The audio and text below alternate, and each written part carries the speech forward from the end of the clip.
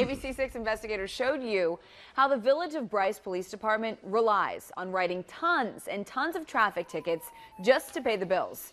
Well, the village found a way to squeeze even more cash out of routine traffic stops.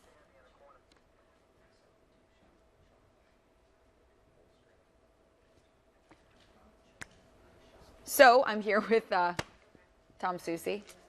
Hi, how are you? Good Tom, morning. you exposed this because this town is, I think it's fascinating that this has been going on for so long and that no one until you guys said, hey, something's wrong with this. Well, the Village of Brice itself is about maybe 120 people. The police department is one full-time, a couple part-time, and a few auxiliary. And they write tons of traffic tickets. And now what we found out is what they're doing now is basically they are towing and impounding people, and they're getting a percentage of that money from the local towing company they signed a deal with. So they're getting kickbacks, essentially. Well, they're getting a percentage of that total bill. You could call it a kickback, but it's a business arrangement. It's an official contract and a business arrangement, and they get a percentage of the total bill. So it's beneficial for them to tow as many cars as they can, because if, hey, each tow is $100, I'm just throwing a number out. If they get 10%, $10 for each tow, it adds up to a lot. And what we're finding out is that some of these violations are pretty minor. Now, take a look at this. This family recently was ticketed for expired tags on their car, and the tags were only expired by 2 weeks. This is the woman's first ever traffic ticket. Now, on top of that, the family's car was towed and impounded. Other agencies we spoke with say they would never do this in the same situation. In fact, most police agencies say when you get an expired tag and it's only a couple of weeks, you usually get a warning. You don't even get a citation.